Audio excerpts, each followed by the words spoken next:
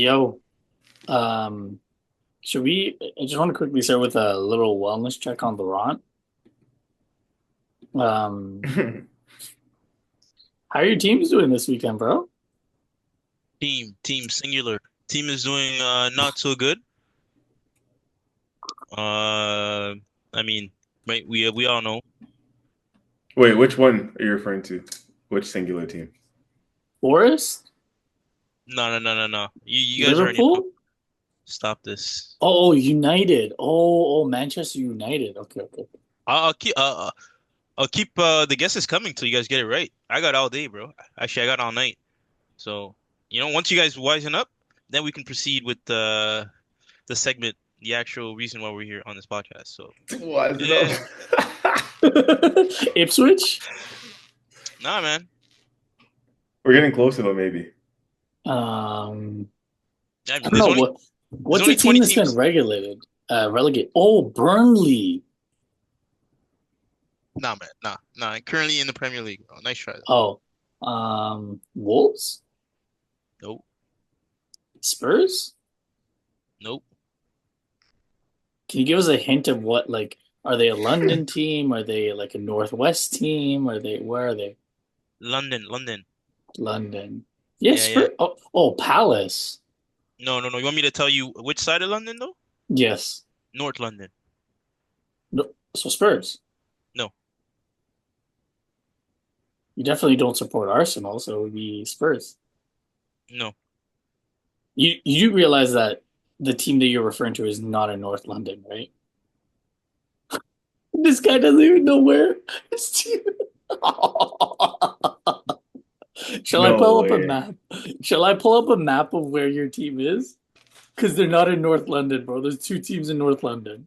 Oh Oh my days. Ain't my, no Laurent.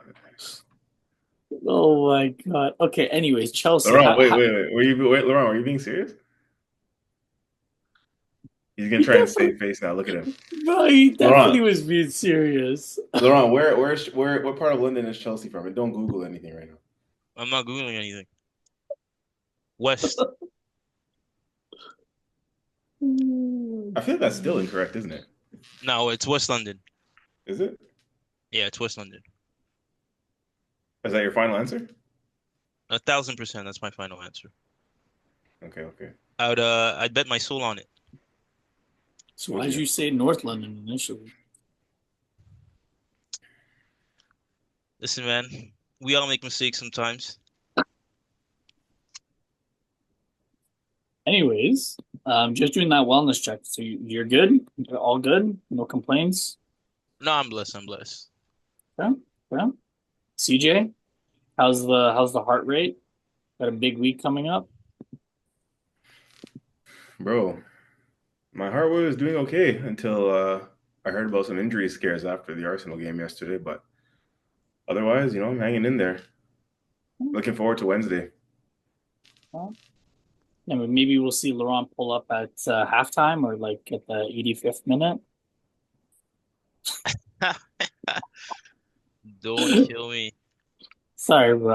I literally, I don't know what came over me. I just had to, you know, just take a couple jabs. Your couple of your teams had tough losses. I was really hoping Chelsea would not save the day, but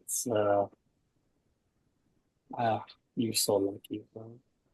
The reckoning that was gonna come. Oh, you're expecting a Chelsea loss, eh? Yes, I was. Mm. The Yeah, way me. you guys played the first half, Right. not just because you're a Chelsea fan, but genuinely the way you guys played the first half, getting beat on the counter like that, and Delap, like, he had a couple good chances. I actually thought you guys were gonna lose. Mm. I agree. I agree. Halftime, I thought, yeah, I didn't think much. Yeah, we're too flat, but I mean, they did their thing, like to come back. Hmm? Yeah, man, not the result we need, especially in this stage of the game.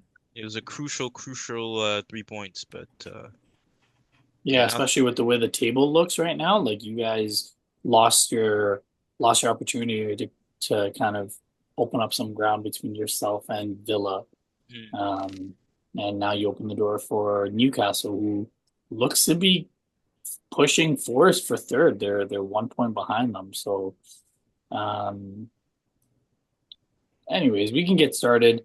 Welcome back as always. Joined by my co-host Laurent and CJ. Um, Yes, sir. big week for one of us, for two of us. Unexpected win for the other. Um, they're not even in a real European competition until they get to the finals, and for us, we're in the real competition. I don't know if that was a jab or not, Laurent. You already know how I feel about the competition we're in. Um, it is what it is. But yeah, no, man. At this point, it's we'll see who lasts the longest in our, you know, individual competition. Who makes it out, right? fair enough. Would you be proud if you went further in yours than we have done in ours? Would I be proud? I mean, Yeah, would you be more proud? wait. When you see, would I be more proud? Like, as in, Because like, I say that because you're saying we'll see who goes further in the respective European competitions, acting like the level of competition is the same for both of in both of our paths. You know what I mean? Well, oh, their okay. their Uh-huh. competition is equivalent to what how they're playing. So yeah, it is equal That's a Oh, jeez. competition. No, funny enough, Yeah. I wouldn't say that's a bad point. It's true. Y- It actually might not even be banter yeah, at this moment in time. It may just be a yeah, fact. no, They're playing no, literally to their level. no. Like I don't even disagree with that. Um, Current state of affairs, that is where we find ourselves. That is the outcome of our performance, of our results. It leads us to this, and at this point, right, it's only up from here. You would hope, right? So, So yeah. are we going too far in saying with the way Chelsea is currently playing and the state of them at the moment, like are we going too far if we were to say that they'll maybe even struggle to win the Conference League? Like are they still favorites, like clear favorites for the Conference Yeah. League? Oh Or yeah. hmm. Yeah. Yeah, The yeah. Laurent, only how do you feel? Clear favorites still? I mean, number wise, right? Yeah, probability wise, favorites to win. However, um, like I said, if it comes down to the final game, right? The finals is one game. With a performance like we did today, you're not winning the finals against another team that, right? Um, that at least shows up. So, realistically, yes, but it's just a matter of like, we have to show up. So yeah, right. Just like Arsenal is going to have to show up after the next round, which essentially is what I hope you guys are hoping for. you guys We're gonna have to on show up yours. next game. Never Huh? mind next round. We're gonna have to show up next game. Never mind next round. But we'll get into that, I guess, when we get to the Madrid breakdown. Because that tie's not over yet. I'm telling you. Mm. Chelsea don't really have competition in their side of the bracket. Next to the next two teams that would come up, I don't even know what country they're from. I'm not going to even try to pronounce. No, I'm being serious. One of them is SK Rapid. The other one, I'm not trying to be disrespectful. I have no idea how to pronounce it. J- SK, Jagarden? SK Jagarden? Rapid. That's one of them. The other one is Jagarden. I don't I know heard where they they're play. from. I heard they play Tier 2 in York Intramurals. Jeez. Um, Don't you think that's pushing it a bit too far? I don't know, bro. I feel like our squad could have dealt with them. Our squad from back in the day. Jeez. the other Hon- side of the bracket, though, like Real Betis and Fiorentina, like David De Gea coming back to haunt Chelsea. So, Saying I went too far, Laurent. Yo, this is actually crazy. Like the damn, bro. That is actually like a crazy way to put it. But I'll let it slide. Simply because, Man, Bethune FC circumstances. might have even dealt with SK Rapid, bro. Let's be real. so Jeez, this team, so Djurgården is a Swedish team. They are currently in 12th place in the Swedish league, hmm. and then SK Rapid win. They are an Austrian team. Oh, they're fifth. They're fifth in the on wait no. Yeah, they're fifth place. I'm So shit. I'm gonna go as far as to say Cali AFC might have done something in that competition before SK Rapid. Honestly, For I'm those who just went to New York, if you know, you know. mm, Sorry, wrong go. no, no, I was just saying I'm just glad that for a league that is so shit and uninteresting, it's getting the coverage that it is on our podcast here, right? We're out here Googling where these teams come from, the origin. It's good. Keep it up, man. Keep it up. Anything there's to the get. Well, other we have a Chelsea fan on the pod, bro. We got to show some respect to the competition, and we gotta Mm, know who you're playing as well. Even if you don't know who you're playing against, we still got mm, to know for you and help you out. right, right, we right. we play against household names. You play against names that I actually have to Google, Mm, mm. you know. Okay, okay. No, that's fair, man. That's fair. Um, all I'm saying is, do the business when it comes down to right to Game Town, You're so right. that y'all can be the household names. You're You know. right. You're All right. absolutely right. We don't have a European championship. You're right. Mm. So yeah, no. There's levels. You guys are clearly a level higher. We're trying to look up and catch up to you. Geez, man, that's you're being far too kind, man. But in present time, I'll give you guys your applauds. Now, what do you Um, mean? In present time, Chelsea's won more than Arsenal have. Look at this modest banter to start the pod uh, yeah, compared to how we started last a, episode. com Jeez, like what's going on here? a complete twist, man. No, no, no. You changed my mind. I did my homework. I did my research. I mean, Chelsea are the way, clearly a better team than Arsenal. I was wrong. I was wrong on so many levels last week. wow, this is how interesting, how nice of you, I'm starting to think we're British royalty sitting down having a cup of tea, and how, I'm having a cup of Ray. I don't know about you, cup of tea. I'm having a cup of Ray. What yeah, are you having? hey, man. That's funny. No, no, but no, in all seriousness though, in all seriousness, I do hope you guys do your thing. If not you, Villa, um, as I would like to see an English team, you take it this year. Uh, plus it helps us out, all of us out, right? In terms of coefficients and all that for, Mm. Yeah, because I think there'd be an extra spot if either Villa or Arsenal win. There'd be mm, an extra spot. So then that yeah, means I think sixth place, right? Because we have yeah. five, Wait, so six one. for what? We already have confirmed five for Champions League. Well, it's not going to go Yeah, any more than five. if a Premier League team wins, wouldn't that get added? Oh, if a Premier League team wins the whole thing, that's interesting. I'm not sure actually. I wonder. Oh, we'll have to fact check that. But yeah, if that's the Yeah. case, then sixth place team and Chelsea would beat Chelsea or Villa are fighting for sixth. So Yo, we're not um, getting Isak, eh, Merdad? no, it's over. Newcastle's It's over. finishing top four. They look comfortably top four contenders. They're pushing for top three. They're 1 point behind Forest, and they have a better goal differential. So, You know but what? If we but actually take in the table, I think even if they win their game in hand, they're only like three behind us or something. no, four, Oh, four. if they win their game in hand, they're four behind us. Yeah, That's nothing. no, that game at the Emirates is going to be a huge game. But I think Isak is going to stay. I think what they're going to do is I think they might sell Guimaraes Mm. and Tonali. I think they're going to release because there's another. Apparently, it came out that Tonali was another like betting thing, a betting scandal or something with like yellow cards and yellow cards and tackles and fouls committed or something. So I think he's in line for another year suspension. But Mm. yeah, I don't think they're selling Isak. I think it's easier to replace a Bruno versus an Isak. I think you can find midfielders, but I do not think you can find a number nine like that. Yeah, the strikers are harder to replace for sure. Yeah, so Top strikers, that is.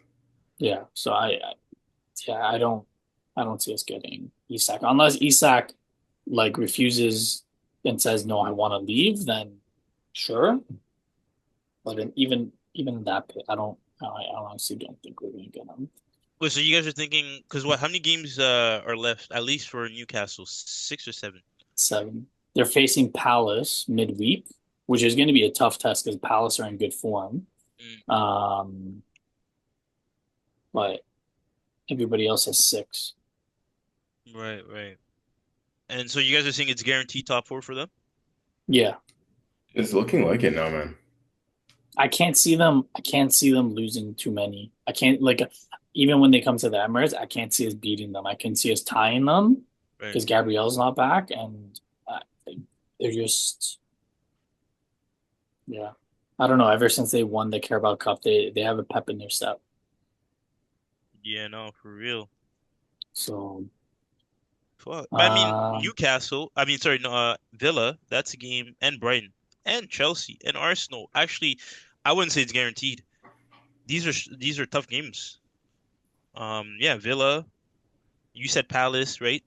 Um, Brighton, Chelsea, Arsenal, and Everton, you never know. So I don't know, man. Ever- Everton's a good team. Everton's been with David Moyes. They've been on fire recently. So um, the thing is though, the reason why I say it's a guarantee, like I guess CJ, tell me if I'm wrong in thinking like this. The reason why I think it's a guarantee is because if you look at Villa, I think if they end up losing to PSG, I think it's gonna be hard for Emery to pick them up, and I think they're gonna have a banana skin game like next weekend's game.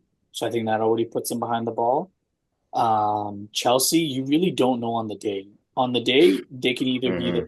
like straight up, they could either be the best team in Europe with the players that they have, or you're looking at them being like, how the hell are you in 5th place?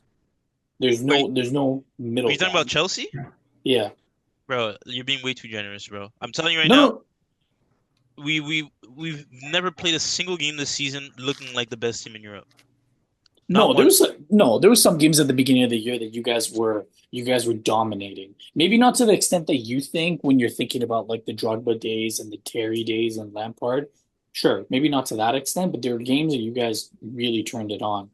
And then the robots in Man City, like we were talking about before we started recording, like they came back from a 2-0 deficit and they scored 5 on the bounce. So, Sorry. yeah, I don't know. I think Newcastle has it locked. Mm, Maybe they won't finish 4th, but I think they're going to be 4th or 5th. The team that I'm actually worried about is Forest. mm. Like Like slipping out, or yeah, like they're gonna. yeah, I told y'all, man. They're starting to feel the heat. yeah. That's a damaging loss for them on the weekend, bro. So wait, hold 96th on. minute, Since you're telling us, how about you tell us now? I'm giving you another chance to go at this. Are they gonna finish top four or are they not? top 5. You have to say top 5 because 5th place is Champions League. Oh, okay, okay. All right. So let me see. Did you have the table pulled up? Do you want me to tell you the numbers? I actually do have the table pulled up now. Yeah. Um, yo, they could easily fall out of this. The sad thing is, if Chelsea got their act together, they could have been an extra 2 points, 56. That would put them one behind Forest. Jeez, man. All these other teams are just giving Forest a break. Wow. Uh, shit. Now that top five gets Champions League, I think they can still be okay. But even then, it's still kind of tight. I don't know, bro. Are you pressing me for an answer now, teacher? Can I get some more time and come back to you at the end of the pod? Can I do my Jeez, homework first and come back to you next podcast? bro, what homework? You want me to ask you this question when 1 week left, where you can like fucking get the answer off the back of the textbook, bro? Come on, man. No, bro. Like after the pod, I can look at who's fixtures, who's playing who. The remaining games. That's how you do proper homework. Proper studying. All right, all right. Well, for the audience, we'll come back on this next podcast. I'll remember this one. Thanks, teach. Yeah. Appreciate Yeah, you. Thanks, yeah. Teach. No problem, man. Oh Man, shoot. give me an extension on my assignment. Yeah. Oh man. All right. Let's take a quick gander at the Arsenal Brentford game. Um, pretty rotated squad, I'm not gonna lie. Zinchenko was playing instead of Odegaard, Tierney was playing left back when Yeri came in for Saka, and Trossard came up top for Marino. Uncle Partey played right back. Again, unreal Uncle game. Party. Uncle Partey, man, he deserves a contract. He deserves a contract. 2-year contract. Give him his money. He's been performing, and even if he's going to be a squad player, I think he's going to be a really good squad player, and it's going to prevent him from getting injuries for the next 2 years. 2 years, I would give him a contract. Um, like I don't really, there isn't really much to say about this game. We drew. Wissa's goal was unreal. Um, When I speaking in that goal, man, I was looking at the replay on that, and I think it was Timber that was there, right? yep. Um, but yo, like I'm trying to think. I don't think there's anything he could have done to stop that, right? Because he was behind the guy. The guy, right? He kind of like turned to volley the ball in. Unless at that point you kind of jump in, like you see what I'm saying? Like you throw your body in there. But yeah, usually like that's like worst positioning to be Yeah. in that But it sort of was way. good, like the way that he just turned and the amount of flexibility he had to have to be able to get up like that. Like, Mm. hey, um, Partey, unreal goal. Just the run that he made for that goal. Um, I don't know. CJ, is there anything I'm missing? There's not really much else to say. Like the title's been done, so this game is irrelevant in the title race. It's more so for pride right now. Most I have to say about this game really is just like I said, for as long as our Champions League campaign is continuing, the real W for me at the end of these Premier League games is that hoping no one gets injured. Like that's the W for me. Um, Well, Ben White was injured at in training. He got a knock. Training again, yeah. And then Jorginho picked up an injury in this one. Yeah, what Partey happened was to him? mm, ribs, I think, right? Hmm. Rib injury. Yep. The way that he fell, it was weird because he was holding the center of his chest and it almost acted like Hmm. he couldn't breathe. But when you watch a replay, he fell on the right side of his ribs really hard. So maybe he has a slightly fractured rib or something, or maybe he winded himself, but it didn't look good because we finished the game down a man. Which is concerning because as much as Jorginho, he's past his very best, like he's still a crucial member of this squad. And like in terms of leadership and experience in the Champions League, especially. I mean, he's one of the few that we have on the roster who's won the whole competition before. So um, he'd be a bigger loss, I think, than people would think. Um, and now the other side of the coin is Partey. He came off with feeling something, feeling a bit of a knock. Now we don't know at this time how serious it is.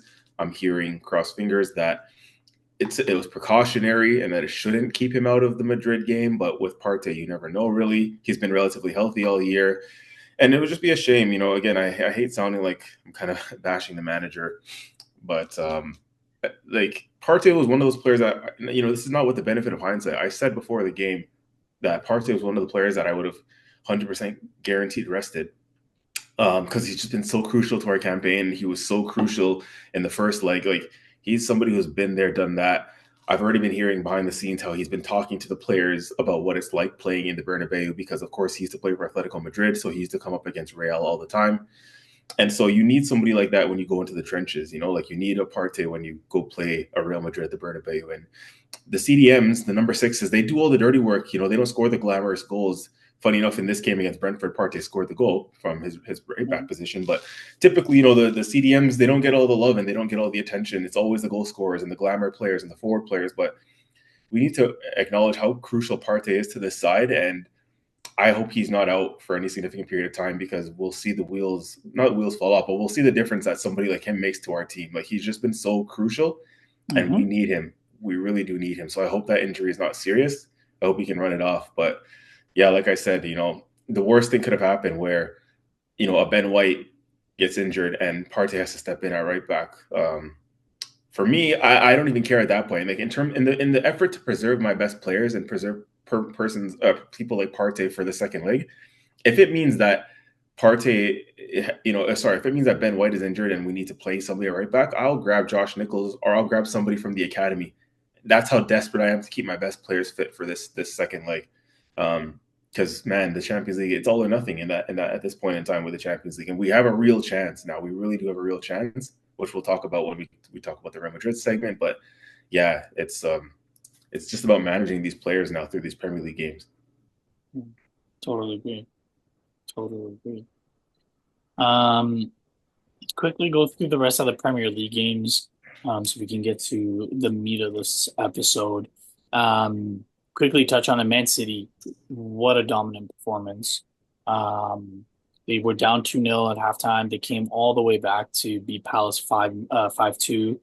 Omar Marmoush is so good, Mm-hmm. is so clinical, man. It just again, we've touched on this so much, and I think we'll touch on it a lot in the summertime for the summer transfer window. Just lack of ambition. Because if we had someone like Marmoush right now, I like my confidence would have been a lot higher going into the second leg, right? Because of having that out. And he's pretty good at holding the ball up too. Like he's not a big figure, I would say, for number nine, but the way he holds the ball up and creates space for himself, he is lethal on counterattacks.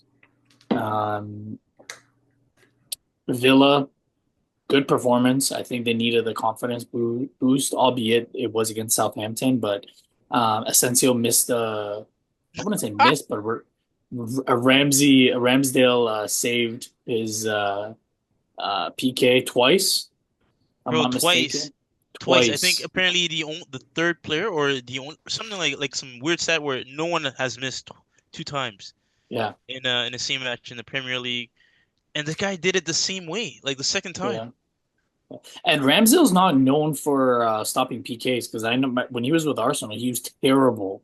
He was Mm. Mm. absolutely terrible at it. So good on you, Ramsdale, and he's definitely looking for a contract to come back in the Prem. I think he's got a from what I was reading online, I think he has a 30 million release clause if he gets relegated. So Chelsea, Newcastle, I've even heard oh my God, not Villa, Bournemouth because Kepa's um,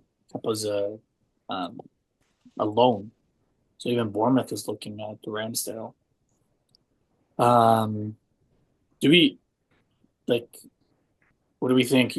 This was good for Villa to go into the PSG tie with Pep in their step, beating them 3-0, or does it not mean anything because it's Southampton?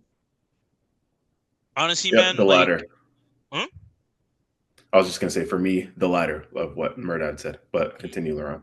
Yeah, yeah, no, I think it's good.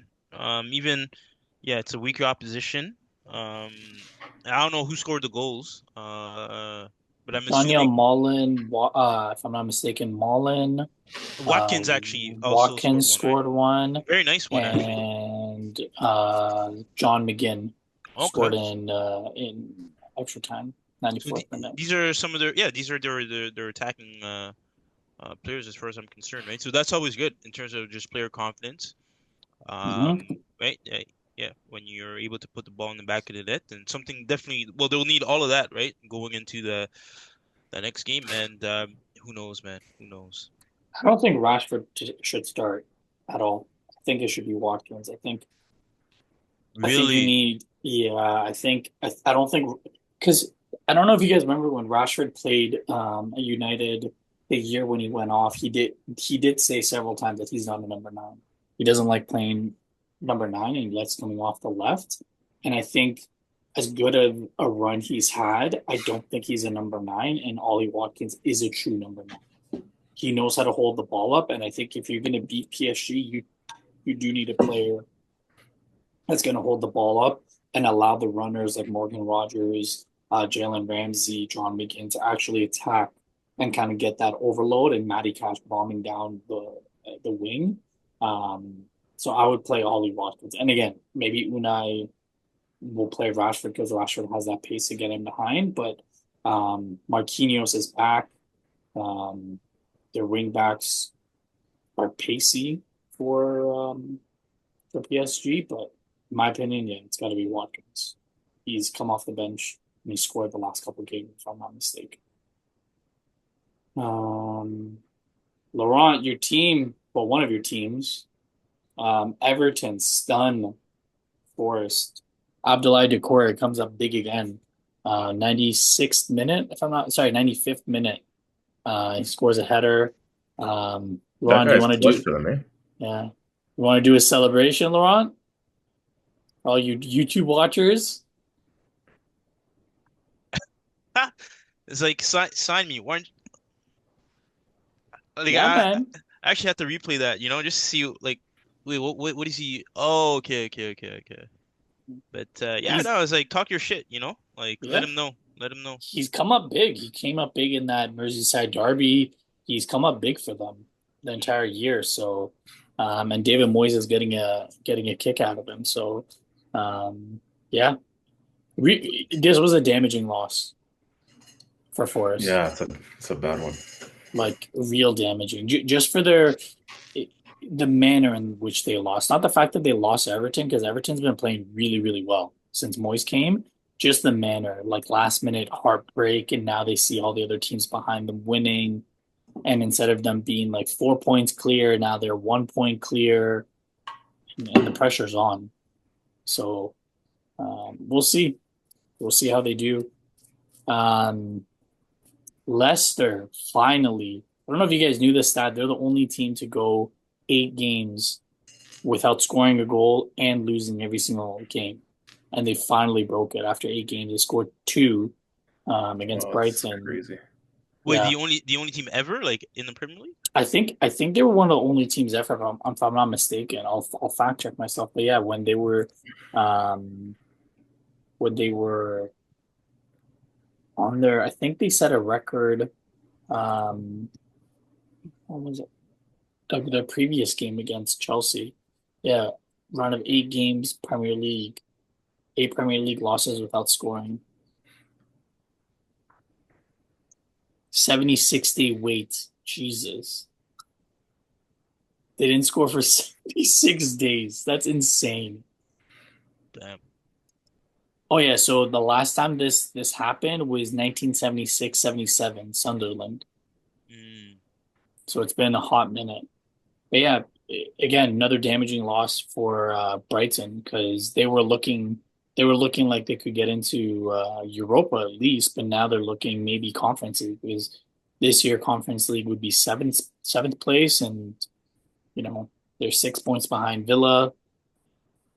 I mean, who knows? Who knows if Chelsea win Conference League, maybe they get an automatic vote. There's so many factors because there's so many Premier League teams in European competitions that there's going to be so many moving parts by the end of the year. So the table might not even like matter because if one of Spurs or Manchester United win Europa, if Chelsea win Conference League, if Villa or Arsenal do the unthinkable and win Champions League, the table could be a wash. Mm. Um,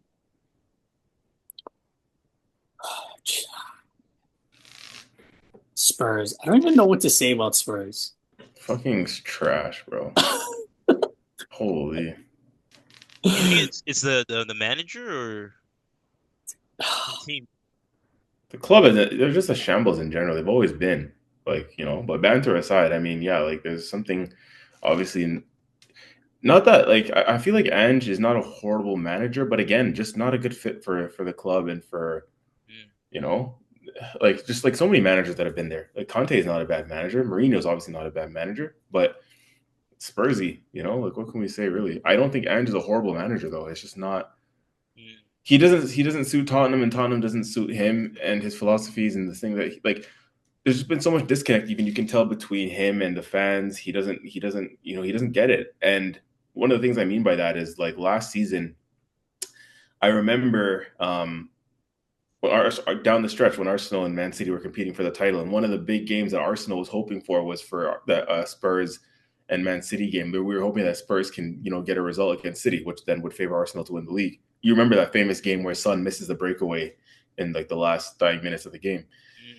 and it's like so. I remember all game.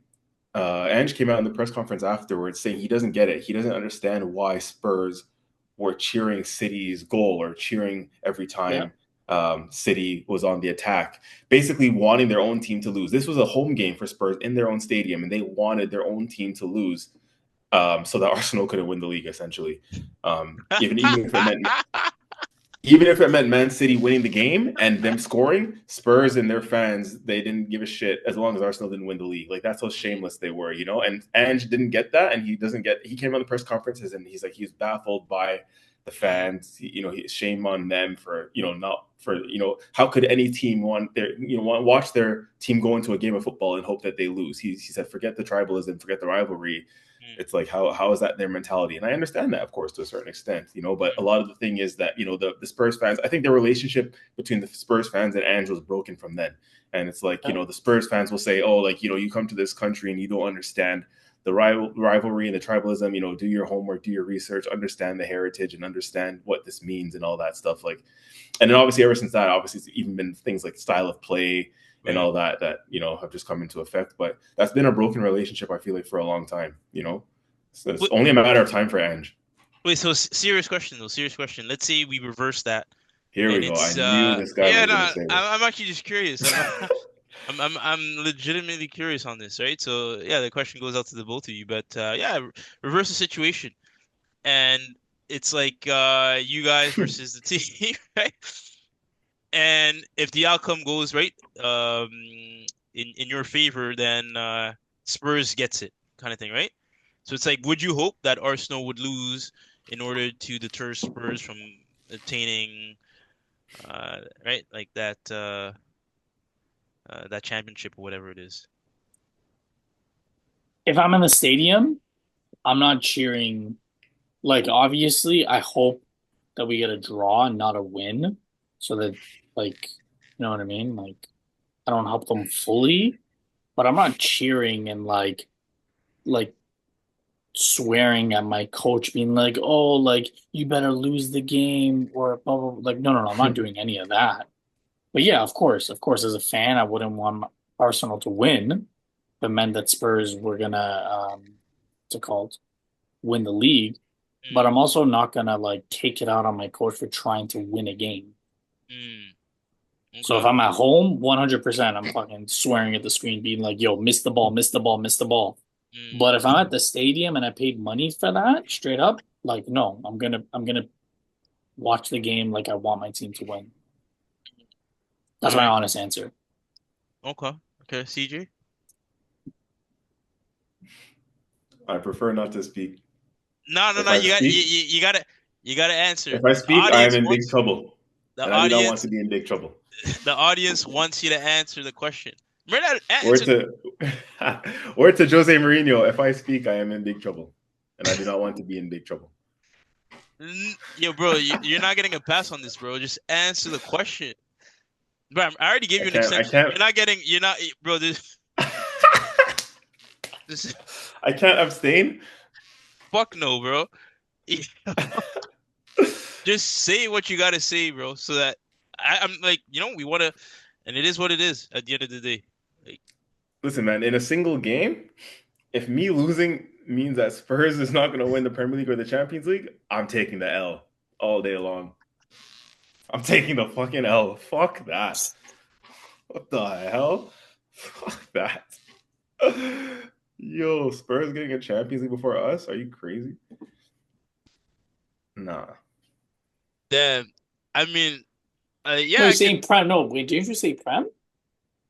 Yeah, Prem or champs. If Spurs have a chance to get a big prize like that, and it means we have to sacrifice in order for them to get the prize, then fuck that sacrificial lamb shit. Like, nah, I'm not having it. I'll celebrate that L all day long. Fuck that. Shameless. Shameless FC. So wait, so hold on. So do we? So This do is we?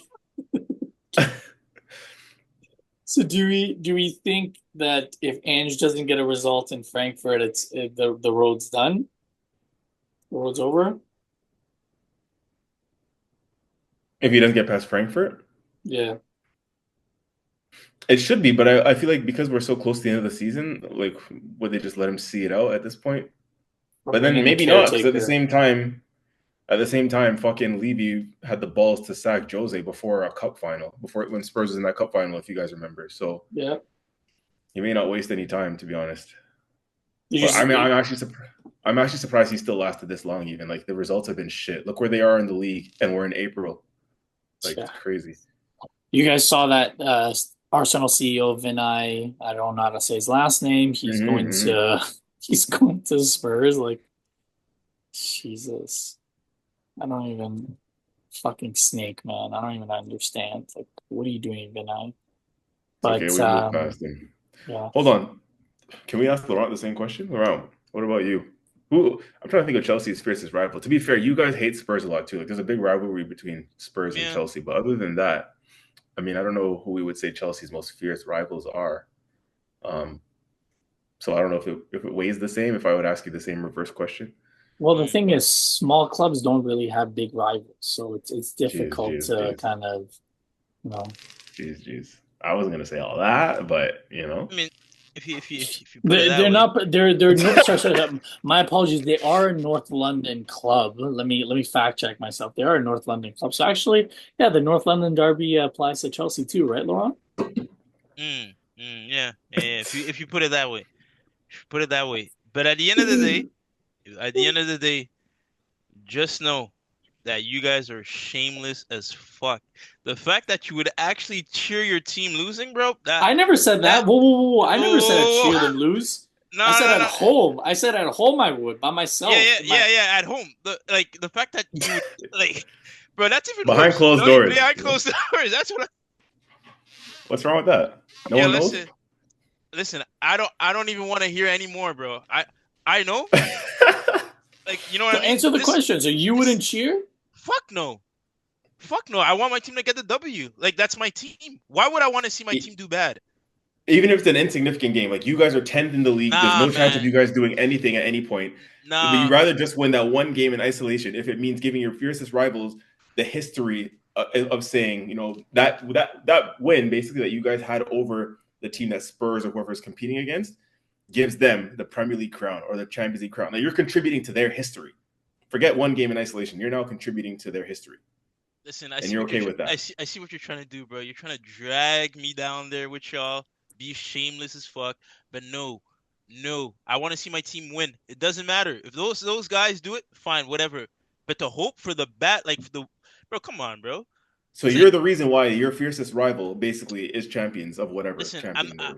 I'm not gonna want for my team to do bad, like to hope for bad for my team. Why would I do that, bro? It's I just 3 points. You guys, man, I again, don't you're give a 10th in the fuck. league. You're not playing for anything. Just one game in isolation, that 3 points is going to give your rivals the Nah, championship. man, I already said, right? Your club is like your wife. Why would I want for my wife to for ill will to be set upon my wife? Nah, man. Nah. See that? For the It's viewers at crazy home, analogies. for the viewers at home who ever doubted my conviction and my support for my club, I just want y'all to know this. I could Clubs. never this Clubs. guy cuff cuff. But just know, Sorry. right? The true fans here have both admitted on camera that they would hope for the team to lose a game. Yo, man. Bro, Bro, behind don't closed don't doors, forget you to Yeah. never provide the know. context. This Huh? guy. Right.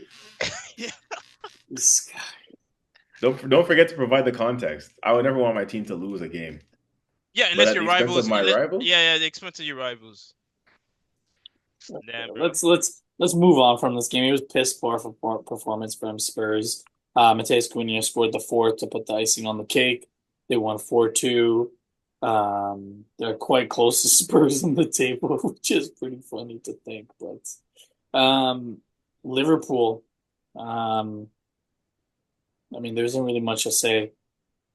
Um, beating beating West Ham, like, yeah, there isn't really much to say there. They came back. They scored first. Um, and yeah, like Van Dijk, 89th minute. Anyways, the Guard of Honor is coming, and looks like when Arsenal go to Anfield, it's gonna be another Guard of Honor like the When COVID apparently season. contract extensions for those guys, right? Salah and Van Dijk. Mm-hmm. Yeah, Salah for sure. Van Dijk, I think it's still in the works, but it's pretty much guaranteed because I think Fabrizio Romano also said that. So, I mean, like the Salah one, I understand. The Van Dijk one, I don't because he's already starting to slow down a little bit. And if Real Madrid do want to get another center back and Saliba's off the table, they may go after Konate, and then that's going to be completely different. It's All going to right, be so a yo, really different back four. serious question, serious question. How do you guys feel about that? Because I know, and I remember this earlier in the earlier podcast, right? One of your big points, Murdad, in terms of assessing Arnie Slot's, true skill level as a manager was, well, the rebuild, right? When his Spurs go, if you can rebuild that team, and also I feel like another point too is, well, if these guys stay, shit, they just won a title, they're pretty much going to look to defend that title, and they can be a serious contender again next year, right? So to you guys, who I assume if you thought, okay, these guys are going to go, it'd be easier to win it next year, right? If he's having to rebuild and rebuild his team and whatnot, right? So I don't know, are you guys kind of annoyed with those contract extensions, or and doesn't matter? I mean, Me annoyed. personally, oh, No, I was gonna say me personally, it was always a matter of I'm more so concerned about us than Mm, Liverpool. Like, I think the reason why again they won the league this season is because other teams, including ourselves, didn't apply enough pressure. It's not that I think that they're some world beaters. Like, they're a good team. I always said it. I respect them. They're going to be crowned champions this year. But again, are they going to go down as one of the best teams in Premier League history? No chance. Like, this team wasn't a team that you're ultimately fearful of, like an Invincibles, like the Man Cities of the past, even some of the best Chelsea teams, some of the best United teams. Like, they don't compare to some of the best Premier League champions of the past. So they could go again next season with this same team. I just think that we need to improve. They're not untouchable or not uncatchable the way City was. So it's like if they keep these players, I'm not overly worried because, like I said, this season we didn't do enough regardless. I think if we had one or two players, as me and Merdad and yourself have spoken about, if we just had the one or two strikers that we needed or the firepower, we'd be right there neck and neck with them in this title race, a couple points off. A striker makes so much of a difference. Look at how many draws Arsenal has in the league this season. Like, you turn 5 of those into wins, and that's how many points in terms of accumulation, in terms of being in close proximity to Liverpool. So they could have the same team next year, which they probably won't. They'll still probably improve in other areas as well. But a re-signing of a Salah and a Van Dijk doesn't concern me so much in the sense that I think they're going to pull away, if that makes sense. okay, that's fair. there's a crazy stat that I saw. If we'd won our last 7 games, we would have been ahead of Liverpool in the Prem. Instead of Mm. drawing and losing a couple, we would have been ahead. So, yeah, I mean, I agree with you. I'm not really worried about what Liverpool does because I still think that there's a little bit of a rebuild that Arne Slot has to do, a la getting a new right back, potentially a new left back, potentially a new backup center back, new striker, um, new number 6. So there's a lot of moving parts for him. But hey, kudos to him. He came in, he took advantage of it, and yeah. Um, Laurent, I think this game is for you. The North London team, Chelsea. Bro. Yeah, I was man. I was waiting. I was waiting. And even look, my notes I wrote came back to secure all 3 points. I was waiting. I was like, oh, are they gonna come back and secure all 3 points? But no, they came up short as usual. Really? Against Ipswich? What That's what crazy. what what say you? 2-2. What say you? Honestly, man, when you have the opposition fans chanting like "Let's play you every week," Oh yeah, that is us. damn, that's Oh man. yeah, no. This to like, if I'm being completely honest, these are the type of performances that really I wouldn't even want a top four, right? Because Mm. you get top four, you go to the Champions League to do what? To do fuck all. You know what I mean? Well, the Like, hopes are that you'd improve your squad in the summer. but it's like what real prospect are you guys seeing that even right, like what improvement on what front, right? Um, like I would, if I'm being completely honest with you guys, I'd rather play in the Europa League next summer.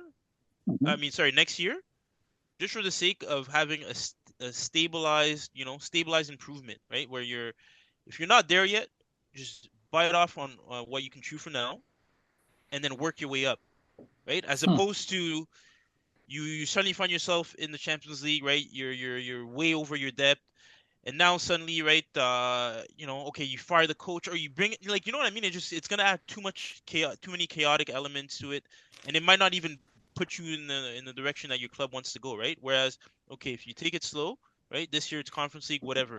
Next year it's Europa League, right? And you're steady building.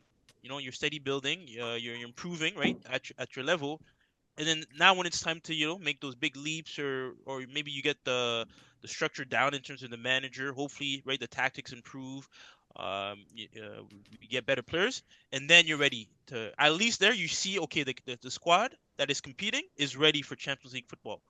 But this year, even if we were to get the players, I don't see how we'd be able to compete, like, if I'm being completely honest, right? This is just like a Really? fair, yeah, no, man, no, no. This is way, it's like I don't see it. Where, if you see it, then you tell me where you see it, right? From the So manager partially side.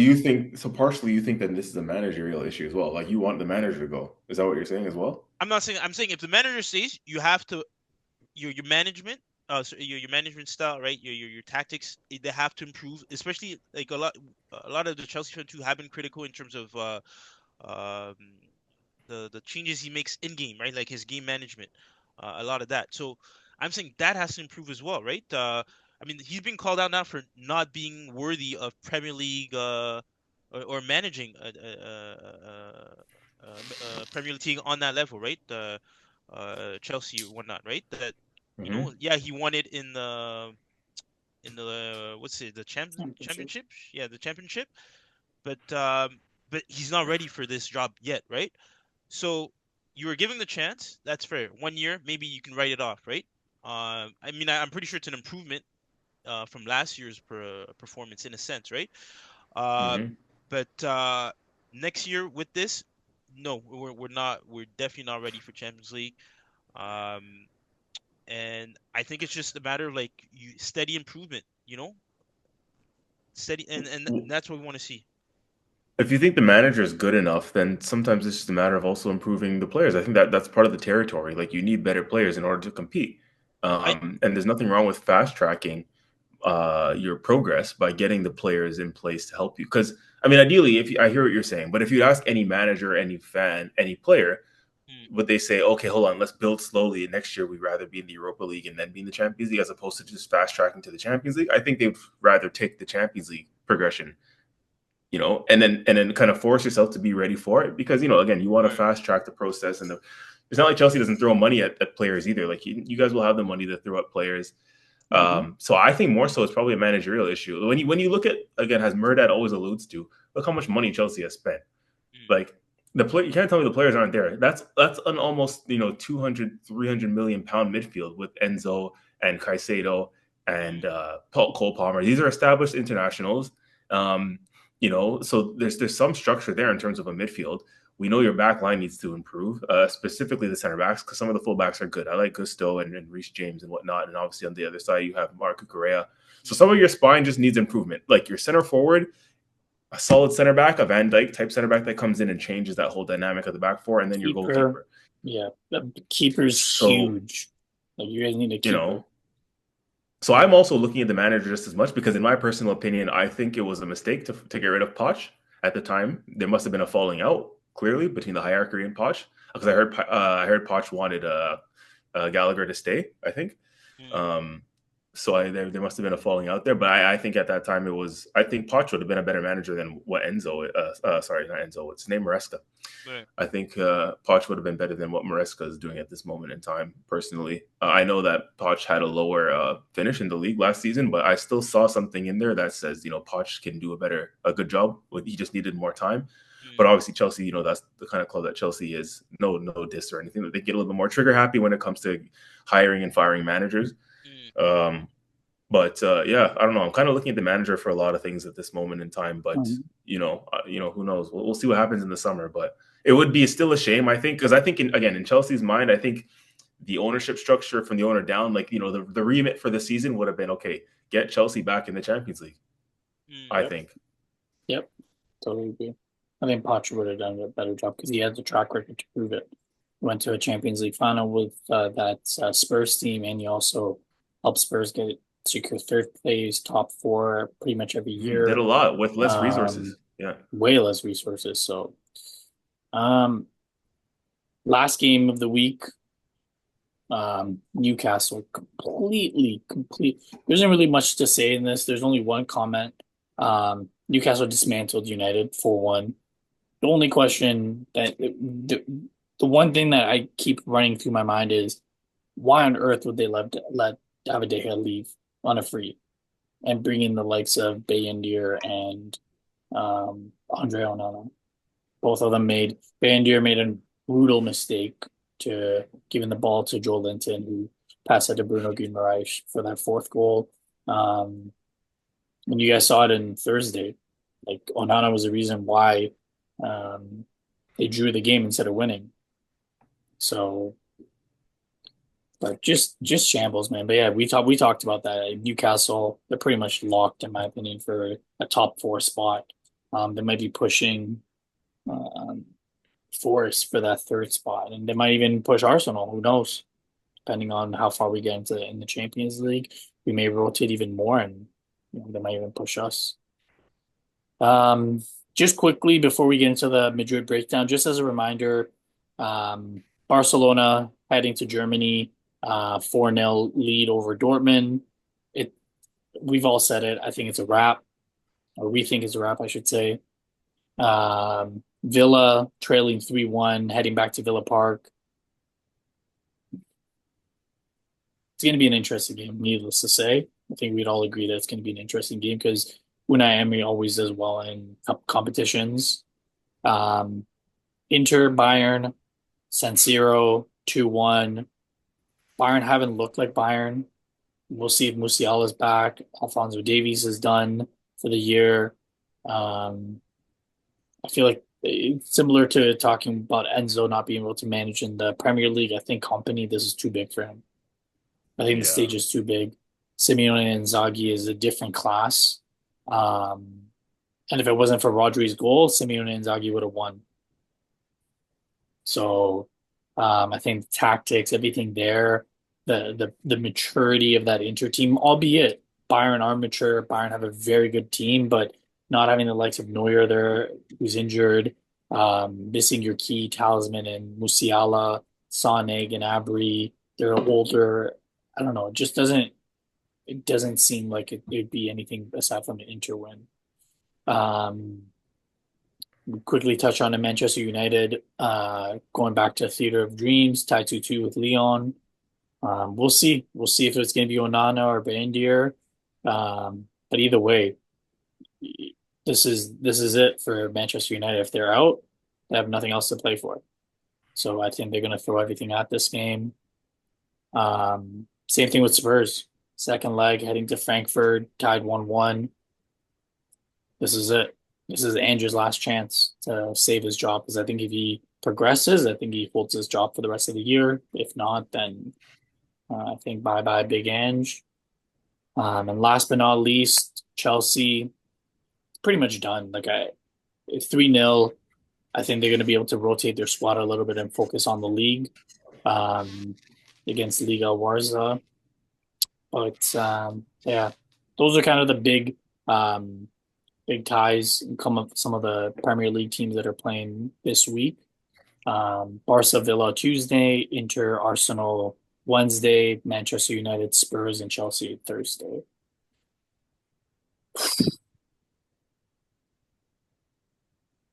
I don't even want to talk about this, man. I'm already fucking nervous.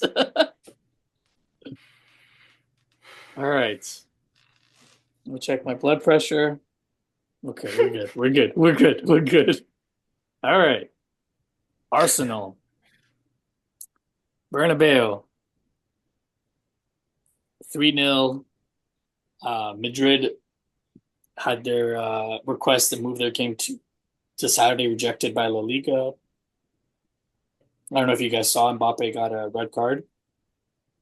One of the craziest tackles I've ever seen Wait, in my so they life. had a request to do what? They had a request to move Change the game. change the game to Saturday instead of Sunday because of that extra day of More rest. rest. Yeah. Because Arsenal played Saturday, right? Like it's a Saturday, Wednesday. They have a Sunday, Wednesday. But Fucking it was bitches. rejected. Yeah. Um, Bitches. Mbappe's tackle was dirty as fuck. Like the fact that that player, I forgot what his name was, but the fact that he wasn't in the hospital with a broken leg, bro. Like if you haven't seen it, go Google it right now. Watch that tackle. Mbappe, the Yeah, dirty, like let me watch that. Let me watch dude, it was ridiculous. Um, Also, they said that the ultras for Madrid are planning something huge. They're planning something pregame for the players during the game. They're gonna apparently have like a special song for the players to try to, that. um, Oh, yeah, yeah, man, that's a dirty tackle. That's a leg breaker. They're Dang, was that apparently, bad? Hey, I gotta see. yeah, man. oh, And apparently the Bernabéu, they're closing the roof to try to make the atmosphere a little bit better, That's um, what I heard. make it louder. So, and you know, it's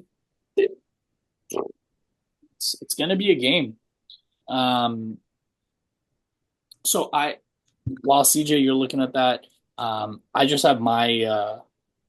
I know we said we'll do starting lineups, but the other thing that I forgot to say is apparently after the game at the Emirates, Mbappe, Bellingham, Vinny, and Valverde were apparently all saying to the players like, "Let's go and make history back in Madrid. Like this tie's not over." That was the first. That was the first discussion. So it looks like they're throwing everything at it. I think safe to say CJ and I are both scared. We both don't think the tie is over. Um, man, get the fuck out with that shit, man. I know you guys are just trying to be like, oh yeah, no, but give I'm respect to being the opposition. serious. No, man, dude. They'd have to score three minimum, right? And then Yes, but they have to just start with one. yeah, and then build on with two, and then the third one, like that is, bro, scoring three in a game.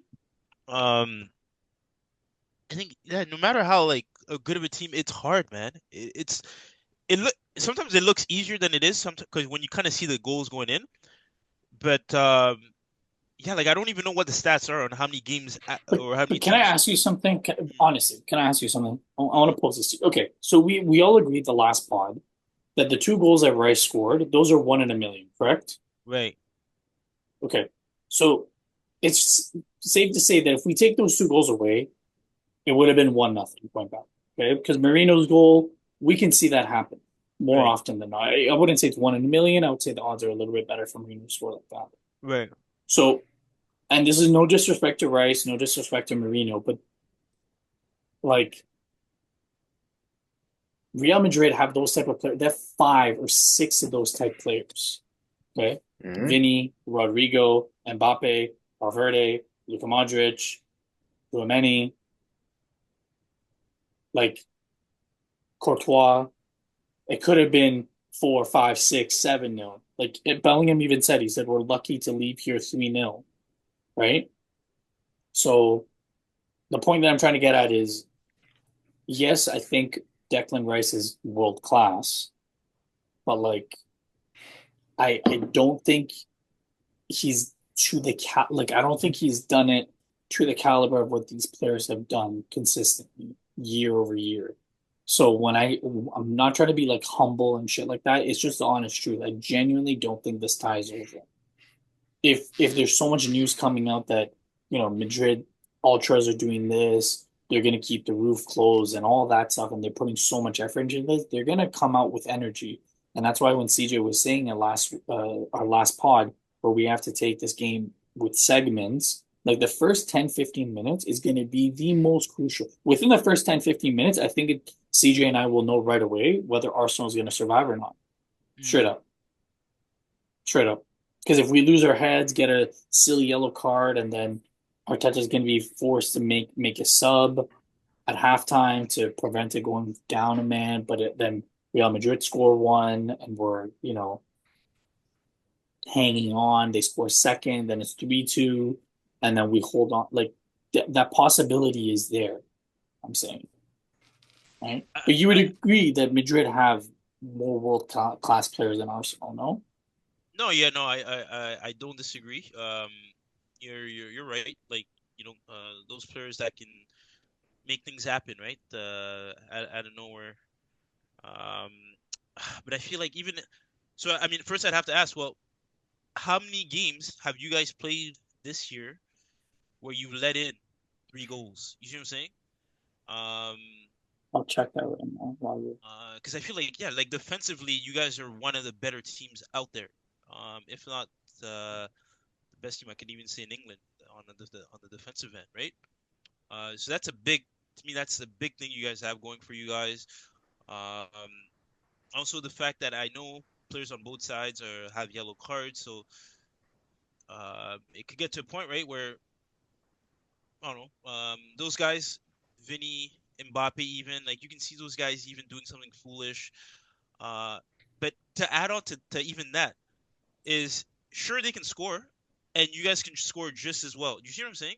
If you guys even score one, now it makes it even harder for those guys, right? So it's like, and that's even let's say they score two. Now the score is 3-2, and you guys score one, and now it's back to being 4-2, right? And it's like they have that much of a mountain to climb again. Um, We haven't given up 3 goals this year. Sorry, one game one against game Luton. against Wait, who? no, no. That's last year. Wow. Whoa, sorry. Uh, no, I don't think we've given up 3 goals this year. I think we've given up 2 goals a couple times. Hmm. But 3 goals we haven't. Yeah, so I mean that's already a plus, in my opinion, for you guys, right? Yeah, Defensively, the like last it's time we gave up 3 goals, sorry, last time we gave up 3 goals was against Luton, December 2023. practically a year and some change, right? Mm-hmm. Yeah, no. So I mean, that's a plus. But I don't know if that stats factors in the fact that Gabriel. I'm pretty sure that's a lot of him and Saliba being there, right? So there's also that to account for. But honestly, man, like, yeah, definitely go in there. Obviously, not fucking relax, right? Like, but to me, if you guys go in there, right? Even I think 80%. It's not even a game where I think you guys need to show up 90%. Even though I would say, of course, players have to show up 110%. But even like 80%, and to me, you guys are over the line because just it's a big gap, man. Like 3-0. Um, and I think yeah, just get in their heads. Like if I'm, you know what I'm saying? Like I would just be getting in these players' heads because bro, Vinny, those guys immature, right? And you can easily get one of these guys sent off, and now like suddenly you're facing a team 10 men, right? So I don't know. I feel like you guys have like a bit of an edge, going for you guys apart from the scoreline, even, right? Although it is at the Bernabéu. Um, BJ, what say you? Yeah, like I just don't understand how you're so confident in thinking that like this tie is over. Like we scored three at home with the forward line that we have or the lack thereof. So why do you think Real Madrid can't win 3-0 at their ground? well, Like because with the those firepower guys, that they have. I'm pretty sure before that game, they've let in. They've had games where they've let in. I mean, you see what I'm saying? So that it's it's Sure, yeah. it's it's indicative of like a shaky defense. Whereas I think Murad just looked right. You guys have not done that this season at all. You guys have not let in or allowed a team to score three on you guys, right? That's big. Right. But all it takes is remember the 3 goals. It's not like we scored 3 goals from open play. We scored two of the three from free kicks that were out of this world that you couldn't ask players to do on a regular basis, on an everyday basis. Is Rice going to score that free kick or two of those free kicks on an everyday basis? No, he's not. So technically, if you take out those two free kicks, were moments of brilliance. Mm, We scored 1 goal from open play. Really, mm, like I said, Rice is not. You're not going to score those type of free kicks every game, but they have more of those players that have moments of brilliance that they can do that. Yeah, even against the best defenses. Yeah, we're a great defense and we're a good back line, but there's a lot of firsts that we're going to experience. mm. We're going to experience going to the Bernabéu for the first time as a team, as a club under Mikel Arteta. You know, that's something we haven't experienced much before. The last time we played Real Madrid was '06, and we had some of the goats of the game at that time, and on Henri Mm. over there, to help us get over the line. We don't have the same caliber of player now, um, and we're amateurs in that stadium, and so especially the way that Madrid is hyping up this game and what they're going to do and how they're going to get into. You talk about us getting into their heads. They can very easily get into our heads because of our lack of inexperience at such a stage. Do you know what I mean? Hmm? And so again, I keep saying this. It's not out of the realms of possibility that Real Madrid will score first and score early. And then if they score early, then what? Like all they need after that is just two more goals, right? That's and for a team like Real Madrid, say they score in the first 10 minutes, they have 80 more minutes to score two goals. You're telling me that Real Madrid can't do that? This is why I'm telling you, you got to pull up to this game. And I'm surprised to hear you talking like this because you of all people know you've been around the game long enough to know that this tie is not over. How could one say this tie is over? 4-0 is one of those ones where it's comfortably you can say, yeah, tie over, probably 4-0. But 3-0 is still a very dangerous scoreline, especially when you're playing a Real Madrid. All it takes is that one goal. And you can imagine how atmospheric that stadium is going to be in the first 10 to 15 minutes. If we ride the wave in the first 10 to 15 minutes, like I said, managing the game in blocks, I think we might just about be okay. But if we concede in the first 15 minutes, first 20 minutes, like it's looking, I'll be fucking sweating. Like I'll be, Yeah. bro, like imagine how loud it will be, first goal, Mbappe, Vinny, like first goal, 1-0, Bernabéu erupts, like, the players get up for it. And then at that point, we're thinking, oh no, this is going to be a long 80 minutes. Because like I said, we scored 3 in not even 90 minutes. We scored 3 in 20 minutes, essentially. So they could easily do the same. They scored 2 in 5 minutes against like robots of Man City. Not even 5 minutes, like 2 minutes. I'm looking here 2022. I'm looking at an article because I remember literally very recently. I don't even know if you'll remember this. A couple of years ago in the Champions League, Chelsea played Real Madrid, right? And going into the second leg, which is at the Bernabéu, Chelsea had a 3-0 lead. I'm literally looking at it right now. You guys should read up on this article if you get a chance. Look at Chelsea, Real Madrid 2022 or something like that, Champions League tie. But Real Madrid and Chelsea played each other relatively recently. So a lot of these players are still there, Rodrigo, Vinny. And Chelsea was 3-0 up. I think this might have been the season after Chelsea won it.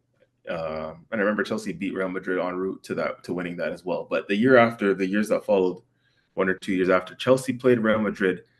Okay, Chelsea had a 3-0 lead at the Bernabéu in the second leg, right? And then with 10 minutes in left. The second or in the, So in the second leg, I'm sorry, I believe it was the second leg. Chelsea was 3-0 up at the Bernabéu. Yeah. Quarterfinals? Because I'm looking at it. Which one you is see it? 2022, I believe it was. But you'll see it. Chelsea 3-0 up at the Bernabéu with 10 minutes left. Yeah, Mason Mount, Rüdiger. Oh, and they scored 2. And they scored 2, right? And they scored 2 goals. Because on aggregate, after the first leg, the aggregate was 3-1. So Chelsea had a 3-0 lead. Yeah, Chelsea had a 3-0 lead at the Bernabéu in the second leg. Okay? At that point, it looks done and dusted, right? Does it not? You would think. 3-0 up at the Bernabéu, 10 minutes left. It's Real Madrid, but still, 3-0 lead should be safe enough. And then the rest is history, right? Again, I don't even know, Laurent, how vividly you remember that tie, or if you were I remember watching it live at the time. But I just remember watching that at the time and thinking, oh my God, like Real Madrid is actually inevitable. They were 3-0 down, and with 10 minutes left, they completely turned the tie around. Chelsea was 3-0 up at the Bernabéu, and 10 minutes left, they completely turned the tie around, and Real Madrid just finds their way through into the next round. Boom, Chelsea's out. I remember the devastation on the Chelsea players' faces at the time. I think Rüdiger was even still playing on the Chelsea side at the time. Yep. And it's just like, I remember watching that live and direct, and I said, this Real Madrid, this team is just something else. Like, this is just their competition. Magical nights. It's just inevitable for them. And we would be ignorant to think that this tie is done from an Arsenal perspective, because again, that's just what they did to Chelsea in 10 minutes with 10 minutes left in the game. Like, they have a whole 90 minutes plus to do something similar. It's a similar effect against Arsenal. And if any team in the world can do it, it's Real Madrid. Like I said, 1 goal early. Imagine 1 goal early, what that can do to the complexion of the. That's literally all they need. Score 1 and just keep playing. Because they don't necessarily need to score the second and the first half. They need to score 1, come out of the second half, score another, and then they can cause madness for the last 15, 20 minutes. Right? It can be scrappy. Again, we're Yeah, not. there's just no way. There's so much time, bro. There's just so much Yeah, time they have and don't hear what we're against them. not saying for the listeners. Don't hear what we're not saying. Like on the positive side, if there's one team that can hold it down, it is Arsenal. We've shown that we can do it. We've shown that we can play with the low block. We've done it against Man City, a man down. We've shown that we can do it. We've done it over the last couple of years a couple of times. So it's not a matter of that we can't do it. It's just a matter of us being realistic and We're talking being about, cautious. Yeah, for sure. yeah, like being cautiously optimistic and knowing, you know, some of the hurdles that we're going to face. Again, I don't think Kivior has played poorly, but if Gabriel was playing this game, I would be more confident. Oh, But for again, sure, for it's sure. not a shot at Kivior because I think Kivior has had a good run of games, and whenever he comes in, he's done a job. The games that he's done poorly, that's when he's played out of position, left back. Um, so it's not that I don't think we can win, but we just have to be very cautious and let CJ I think said we'll put. the game. I think let's put it this way: like, we shouldn't go in like no Arsenal fan or any fan should go in thinking that the tie's over, but at the Yeah. same time, we also shouldn't expect a comeback. Like, we should be confident enough that our team will from this point onward, we should see it through because at the end of the day, if Real Madrid do turn it around, people will call Arsenal bottle jobs, and rightfully so. Like, Mm-hmm. I don't care who you're playing. I guess essentially at three with a 3-0 lead from a first leg, you should still get over the line. I think that's also the point that Laurent might be making too, and like the three of us should be conclusively saying is like from a position of 3-0, if you don't progress at that point, you've bottled it, right? Is that fair to say? 100%. Arteta should Yeah. should should get relieved of his duties. Real, whoa. 100%. Oh, jeez. 100%. Jeez, 100%. jeez, jeez. Not even I You're said that. That's crazy. you're I didn't expect that. you're a defensive coach. You've spent majority of your money on defensive players.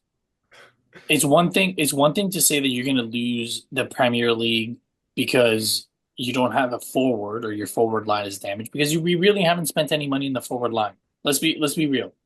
But you built the foundation of the team to be defensively solid. That's how much money you spend all the 600 million, maybe 500 of it on the defensive side. There is no excuse for me. If you bottle this 3-0,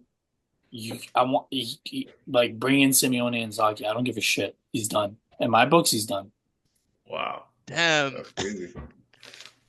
You can hold me to it because I said at the beginning of the year to CJ, I said, look, if Arteta doesn't win anything by the end of this year, I want him gone. And I'm an Arteta truther. But then as the season progressed, I think we talked about it, CJ. I said, well, can't like really blame him because I can see the board not meeting his demands of wanting to sign a player. So I can't really blame him. He's doing a really good job with the resources that he has. However, you're up 3-0. No, like I understand who we're facing. You're up 3-0. You spent all the money on defense. If you can't hold it down, you're done. You're done. Wait, even if the way they win is like similar to how you guys were like, let's say 2 free kicks, 2 set pieces, you know? Nope. Nope. Jeez, you really Nope. Yep. man said Yep. if it goes top bins, keeper better. Nope. Nope. Because Yo, Raya's given up some weird goals, and it's because Inaki Kanya he's like, just protect your side and let the wall do the other side. So there's a couple questions that I'm like, well, okay, no, you can't really forget about the side that the wall's on. Like you got to kind of be able to play both sides. But no, no, You're he's not even done. gonna give them that, eh? Because what if they score Nope, two similar free kicks? nope, y- Because nope, the free nope, kicks that we scored caught Real Madrid so nope, so off guard, so much yeah. so that nope, Mbappe's making what, like nope, fair play, nope, like Wait, shit, like wait, wait, wait, wait. Some of that. No, no, no, no, no. Real nope. shit, real shit, real shit. Okay, because free kicks happens, right? In Yes, dangerous areas. yes. And the free kick is so spectacular, no keeper is saving that. Like, what do you say then? Like I'm Okay, not. but one free say kick. Mbappe does that times three Yeah, because he's a time. player that's capable of doing Nope. that. Then that means you got your tactics wrong. Why are we giving free kicks away in key areas? Like there has to be more context here, right? Like Are we like running back? Is there a counter attack? Like, are we trying to press too much? Like, there has to be so much context to it. But nope, not at all. 3-0. You spent all the money on Nope, you're done. In my books, you're fucking done. I'm not gonna justify it anymore. We're in fucking phase six, and Arne Slot's about to win it in like 6 months of being in the Prem. Albeit he's had a better team. But nope, he's done. He's done in my books. Nope, not at all. Damn. Not justifying it for this guy anymore. Nope. And I'm an Arteta truther. But if he gives up the 3 Like 0 what? I'm done. so shocked right now. That's crazy. Bro, Like what? So what's you know what this remind, bro? I just took in, bro. You don't look like Neto or Higuain, bro. You look like fucking Roman Abramovich right now, dog. Like, yeah, that's who you're fucking reminding. All right, I like it. I like it. Meaning, yeah, we got to see the perfect game from beginning to end from Arsenal. no? Like, So Dick, hold on. So No, like you hmm? gave him context of in the season in the sense that because yeah, like you admitted to me, you said he needs to win a trophy this season or he's done. But you gave yeah. him the context of okay, you've had injuries, this and that. What if context of the Real Madrid game is such that the referee screws us, we get a red card, like nonsense like that? Like, is Okay, there any okay, okay. context that will? That okay. Shit like that happening, sure. Sure. But if we're talking All right. about like a free kick and things like that, okay, I understand free kicks happen. Don't hear what I'm not saying. But what I'm trying to say is like, okay, what's the context of us giving up the free kick, right? Is it because we're getting caught on a counter? Okay, why are we getting caught on the Mm-hmm, counter? hmm Right? hmm Is it a tactical thing or is it just something that, oh fuck, like it was just, a beautiful passing play. Luka Modric turns and finds Vinny on the wing, and then we have to do a tactical foul, right? Sure. bro, From that com I was gonna say, how about just pace, bro? Fuck, like just pure Nope, pace off of the. nope, nope, nope, not at all. Nope. Because again, you know that this team has pace, and tactically, if you're going to be a good tactician, you have to be able to account for that. Nope, I'm not even fucking taking that. Fuck that. Yo, Fuck that. this has to be the pep talk the players get before the Fuck game. that. Fuck that This shit. this is it, Bro, bro. we faced Man City a man down, Mm. and we were defending our lives. Albeit we hmm had Gabrielle, but no, fuck no. I'm not gonna take the excuse of pace. No, you're a professional player. You've done this before. You've done this time and time again. Absolutely not. I'm not taking that. It comes down to the tactics. But again, like if we get screwed by the ref, if it's something stupid, they get a penalty, yada yada yada. Yes, I retract my statement. Arteta can stay. But if it's something that it's like tactical that he fucked up, he didn't make the sub at the right time, something like that. Nope, Mm. nope, mm-mm. Not for me. Not for me. Okay. Okay. Um, but I was gonna propose. So predicted starting lineup. You guys tell me if you disagree with anything. Again, Lauren, I think you might be at a disadvantage because you don't know the players as well. But again, you tell me if you see anything different. I got Raya, Timber, Saliba, Kivior, Lewis Skelly, Partey, Rice, Odegaard, Saka, Marino, Martinelli. Any disagreements? My side, yeah, no. I mean, look, the same starting 11 did the job at the Emirates, Yeah. so why it would be harsh to kind of make any changes or drop anybody else. But here's Um, my tactical side to it, CJ. This is where I think I'm gonna hmm, pick your brain a little bit. talk to me. 70th minute, if Ben White is fit, if he's fit, you bring him on for a back five, take off Saka. Okay. So you play Saliba, Kivior, White as the three, Lewis Skelly and Timber as the wing backs. 80th minute, again, this is if Jorginho's fit. You put Jorginho on for Martinelli and Trossard for Odegaard, and then you just sit in. Wait. So these substitutions that I mean, I assume it's regarding a certain score line, right? Or a certain. I was actually going to say the same. Like, is this assuming that it's still like 0-0 or something at this point, or Yeah, like what's the like score line at this point? 3-1, something like that. Like they've already scored one. Mm. Yeah, something like that. If it's 3-2, absolutely not. I wouldn't do that. Maybe I would do Trossard for Marino, but I wouldn't do or like Trossard for Martinelli, but I wouldn't do Trossard for Odegaard. Mm. And I definitely would not take off Saka if it's like a 3-2. Mm. Uh, Okay, and so, oh, sorry, continue, Murda. no, no, no. That was my tactical like thought process into it because we yeah, gotta hold it. Gotta hold it down. Well, that leads to my next question is asking both of you guys, as a manager, how would you guys play this game? Because we started off before the tie actually talking about different structures and different formations, and it was fair to say that we should have adjusted our approach slightly in saying, especially at home, since at home was the first leg, Arsenal should be positive, play positively, play on the front foot, score the goals, which we have done now, which put us in a positive position going into the second leg. So my question to both of you is, as a manager now, if you're Arteta, are you changing your approach? Are we going all out? Are we going to still play offensively in the Bernabéu, or are we still going to try and sit in now and be a little bit more negative, so to speak, but more conservative? Essentially, you're not going to be as on the front foot. You're not going to be as much going forward. You're going to sit in a little bit more. Because remember, we just talked about the pace that they have. Pace doesn't work when you sit deep, right? So you're going to deny them the space in behind if you sit deeper or you sit in more like a low block shape or a more conservative shape, right? If you're attacking and you leave all that space in behind, that's exactly what they want. If we attack them, I feel like, or if we attack them in full the way we did at the Emirates, let's say, that might work in their favor. Whereas let's say we sit in more and we deny them space because again, they don't have players like a Giroud type striker or an Ibrahimovic or an Ivan Toney where you play with your back to goal, link up play. Like those guys all want run into space. Vinny wants the ball in front of him, and Mbappe wants the ball in front of him. So if we deny the space, aka we sit with a couple low blocks or lower type blocks, that denies them the space that they're looking for, and they don't have the space in behind in the box because the box is congested. You see what I mean? So, like, if you're the manager, do you change your approach?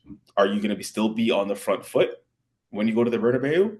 Like, what would you guys do? Because there's also an argument to say that if we do go out on the front foot and we start attacking, technically all Arsenal really need is one goal. And then a lot of us would really say tie over. Like if we go up, if we get one goal, it's kind of like, okay, shit. Now that's even more of a mountain to climb. You know what I mean? Like I don't know if Real Madrid can come back from 4 goals. So I don't know. What's your guys' thoughts on how to approach this game if you were the manager? Yeah, Murdat, you can answer first if Yeah. you want. I'd be pragmatic. Obviously, different phases of the game. First 5, 10 minutes, obviously sit in, take take on the pressure and just try to kind of calm the crowd down. But I would try to take the sting out of the game, play a little bit of dark arts. I Mm. would I would want them to be on the front foot, not the same style as the Emirates, like going all out, but I would want us to be on the front foot. I wouldn't want to soak up all that pressure because we've seen it time and time again. Look at the Sociedad game, right? Sociedad went all out in the Copa del Rey and they just kept getting burnt. But then when they start to sit in a little bit more, like that one pass, we're talking about the quality of these players, they can make that one pass that no matter how good you're sitting in, they can break you down, right? So for me, play pragmatic. First 5, 10 minutes, it's all about kind of taking the sting out of the game. You know, do what Lewis Kelly does best. Get in front of the ball, get a couple of tactical fouls called for you. Take this thing out of the game, then start kind of getting into your passing rhythm, and yeah, go try to get a corner. Go try to get a free kick somewhere. Like try to put the pressure on them in a tactical sense. However, I do think that typically when we take corners, it's usually Rice, Lewis Skelly that are sitting, but I do think we're gonna have a third person. I don't think it's just gonna be them two. You're gonna have a third person on in that defensive line, right? Whether it's whether it's like an Odegaard that drops, whether it's a Martinelli that drops because he's a little bit pacier. I think it's going to be more of a pragmatic approach. But if I was Arteta and if I was in the dressing room, I'd tell them I'd be like, look, you score one, it's over. I'd look at Saka and Martinelli. You score one, it's over. Don't forget that you're Brazilian too. It's not just Vinny and Rodrigo. You're fucking Brazilian too. You got that gene in you. I don't know, Lauren, are you on the same wavelength as me? Different? Yeah, no, I agree. I mean, This is right, like chess. You already know what your opponent's moves are going to be, given the circumstances. You know they have to play. Right? Hmm. Madrid is not. They're not going to sit. Like they're going to make the first move, right? So for me, I'd be like Maria saying, yeah, you know, maybe you assess the first 5-10 minutes. You're being careful as not to play too much into their head, but at the same time, right, you're not being too conservative to even allow them to build any sort of confidence, right? And mind you, they're them going on the front foot at the level needed for them to, look to win the game. They're going to leave gaps, right? Mm-hmm. Yeah. They are going to the gaps are going to be there. So if I'm Arteta, I'm setting my team up to exploit any gap at this point. Because if those gaps are exploited, it's going to kill the game, right? For sure. So yeah, no, definitely the whole conservative, sitting back. Nah, I wouldn't employ it. And I've actually seen like games like that. I couldn't name you off the top of my hands. But I'm sure you guys have seen that. A team is up, right, on aggregate, and then they play the second leg. They're being more conservative, allowing the opposition to, build that momentum. And suddenly now they find themselves in a position where it's leveled, right? Mm-hmm. So yeah, I don't see why any in situ it's like the skill gap between the two teams would have to be extremely, maybe like the first team got lucky, right? And yeah, they ended up getting a scoreline. They were never supposed to win that game. The skill gap between the two teams is that great to the point. Okay, it's like we have to sit, right, because the opposition is just that good. But Real Madrid, Arsenal, right? I see no reason for that to be the case. So yeah. Yeah. What say you see? I know you asked the question, but what do you think? Are you in agreement, not in agreement? Hmm. I feel like for all the questions that you guys are asking me tonight, I feel like I need to, ask for an extension on my answers Nope, and do my no homework first extension and at then all, come bro. back to you Nope, nope. You already got two extensions. This is Like not for your real, bro. case. guys. Like, Like bro, like how you asking for an extension on a question you asked, bro? Like Because I'm the prof in this case, you know what I'm yeah, saying? what?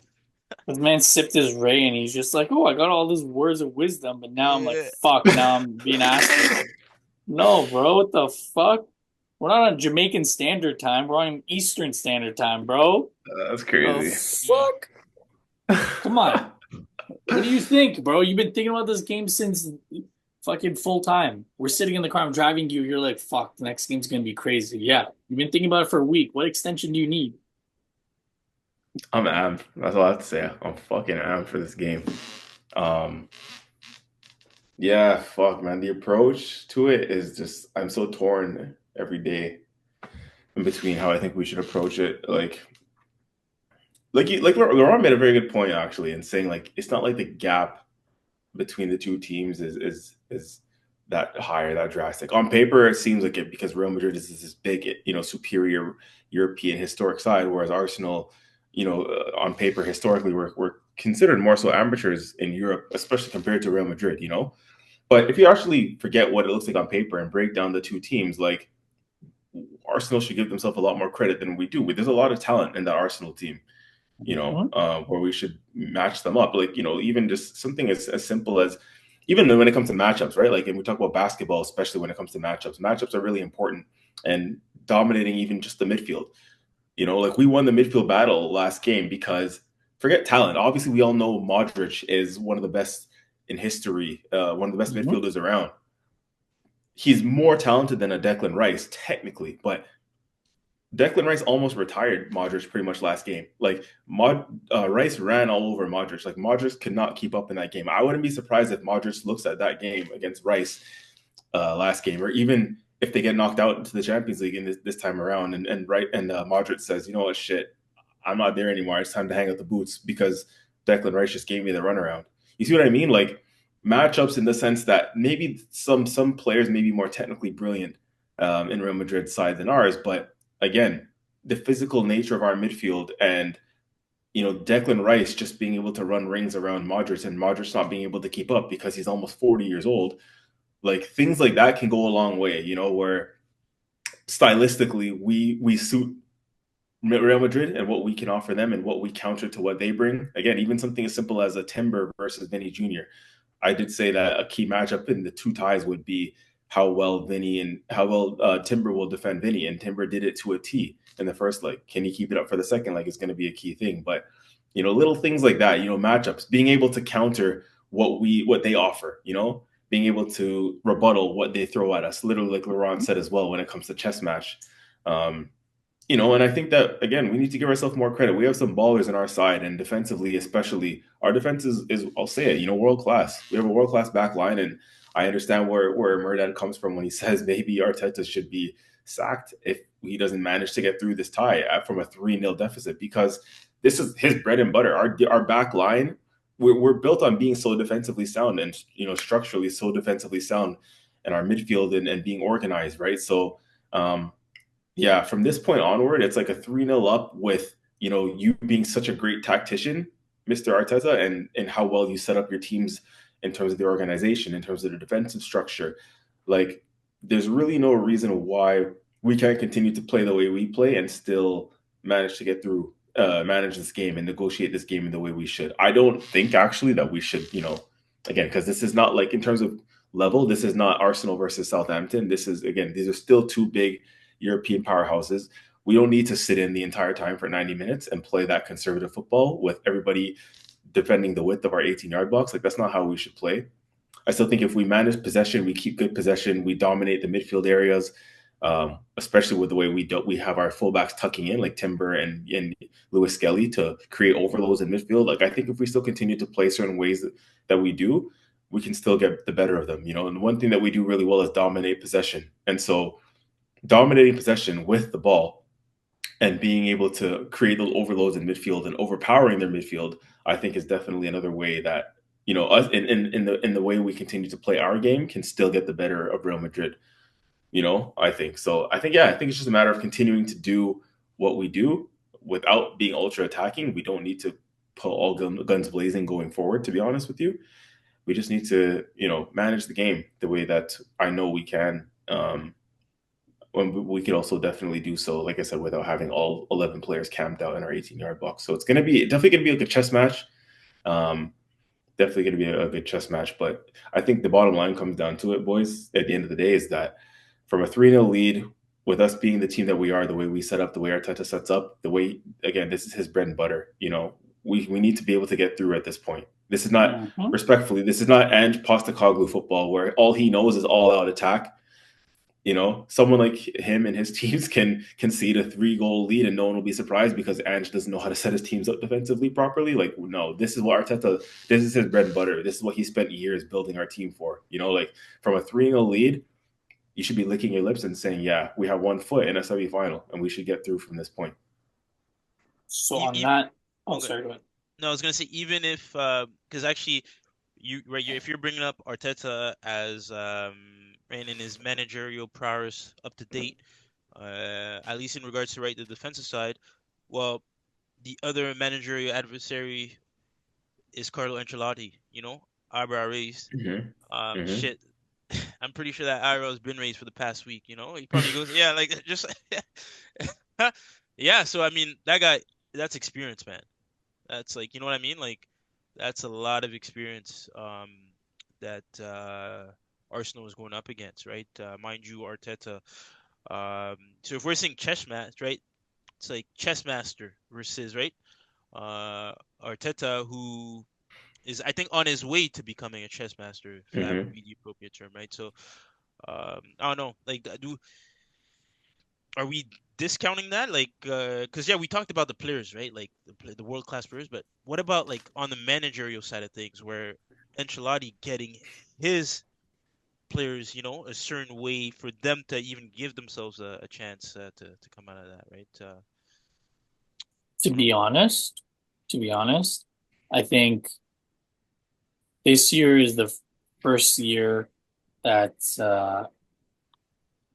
Ancelotti has shown some gaps in his judgment, because look at all the El Clasicos. Look at some of the games. albeit he's had some key injuries in key areas, but he hasn't tactically adapted. Like, I think that first leg, it was more so on the tactics rather than the players. Because I think if the tactic, like, I understand that Tchouaméni was injured, but something as simple as playing Fran Garcia instead of Valverde in right back and playing Valverde in the midfield to get those legs in the midfield against a Declan Rice Odegaard versus having Modric and then bringing Modric on for the last 30 minutes would have changed the dynamic of the game completely, right? Is Fran Garcia better than Valverde? No, but he's a natural defender. Would he still get? We still have gotten abused by Martinelli, probably, but then you would have Camavinga, Bellingham, Valverde versus Modric, Bellingham, Valverde, Bellingham, right? So like I think the tactics, and this is no disrespect. I think Ancelotti. I think I've said it to you guys. I think Ancelotti is not spoken enough as one of the greatest managers of all time. Mm-hmm. I think you always talk about Jose and Pep, but Ancelotti's won everything, and he's won everywhere he's been. So, but there's just something missing with him, and I don't know if it's just he's done and he just wants to do the Brazil national team. If he's done with club football, like he just doesn't look the same this year. Like the heavy defeats in El Clasico and the way that he's getting, like, you know, out coached, out managed by Hansi Flick. Like to me, again, it comes back to my reason why saying Arteta, you fucked this up, you're gone. There's not a disrespect to Ancelotti. It's more of like take take people where they're at. You're meeting them where they're at. And right now, Ancelotti is not on a hot streak. Well, that's a good answer. Yeah. Coming to our favorite part, Laurent, you're on the scoreboard. Oh, the predictions. Hey, So man. we're as a reminder, CJ's leading the pack, always asking for extensions, so it makes sense why he's leading the pack. That's a Oh good one. man. His predictions come by courier 3 days later, signed, stamped. That's a good one. But you know what? You don't get the time to think, CJ. You're up first. That's crazy. You're up first, my friend. Keep in mind, Arsenal have never lost to Madrid. They've never lost to Madrid. So, what say you, extension asker? Hmm. Hmm. How does it feel, Laurent, while he's hitting and high? How does it feel that I'm not picking on you for once? Honestly, man, like, yeah, a bit more relaxed, you know, yeah, a bit more at ease, not having to prepare for An onslaught. yeah, Oh shit. Okay, now we're giving him too much time. Look at him. Now he's no. I just looking. Both you mans got haircuts, eh? That's nice. Sorry, I don't mean to deflect. Um, Oh, the courier came. I yeah, just heard the door. Should I go get the door? yeah. Yo, jeez, fuck. You know what? I'm actually gonna say. Say it with your chest. Come on. I'm gonna say. I'm gonna say. Um, I'm gonna say 2-1 Real Madrid. And who do you think? So then you're saying Arsenal qualified, I think we go through. Yeah, huh? yeah. 2-1. So wait, he's predicting because you said they never lost to how many games in I history? think Bro, we've only played them like three times three or four times. times. It's not even that. It's not even that much. Oh, Yeah. okay, okay. Yeah, you know. So Jeez, and you're saying this is gonna be the first blood for them? Yeah, yeah. Yeah, I think they'll. I actually think they'll. I think they'll win the game, even if it's not by 2-1 scoreline. I just think that they'll. I have to give a prediction just cause, but I think they'll win the game. But I still think we go through. damn. Laurent. Wait, can I I mean, because as a non-Arsenal fan, I want to answer this last. So I Okay, want sure. you, yeah. I have 1-1, Mm. and Arsenal will qualify. Yo, honestly, I'm not for this kind of game. 1-1 does not seem like the scoreline. For whatever, you know what I mean? Like I don't see because bro, like it's gonna be tense, right? There's I think to me, I think there's gonna be cards. I can see someone getting a red card, and then the game just opens up from there. Mind you, the Atletico Madrid game finished 1-0, 120 minutes. So, and that was an intense game. Yeah, yeah. Both team had their chances that game too. Hmm. Um, fuck. Okay. Did you want an extension? Geez, it's one of those, eh? Like, I mean, shit. Since we're handing him out, but no, yeah, I think I'm gonna go. This guy's gonna say 4-4, something ridiculous. Watch. No, no, no, no.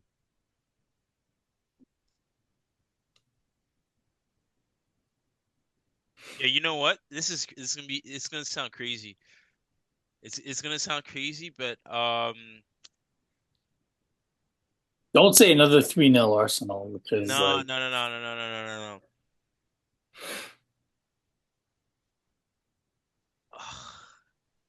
It's gonna sound bad, but you know what? I'm gonna go 3-2 Arsenal. wow, 5 goals? Yeah, bro, it's one of those where 3-2 Arsenal. What the fuck? This guy's not trying to win this competition between the three of us. I'm gonna say yeah. I This can't. man said 3-0 that week when we Yeah, faced Everton. And now he's saying That was 3-2. insane. yeah. Listen, 1-1. I cannot see. I just cannot see that. The way the Okay. game is set up, I can't see that. 2-1 Madrid. 2-1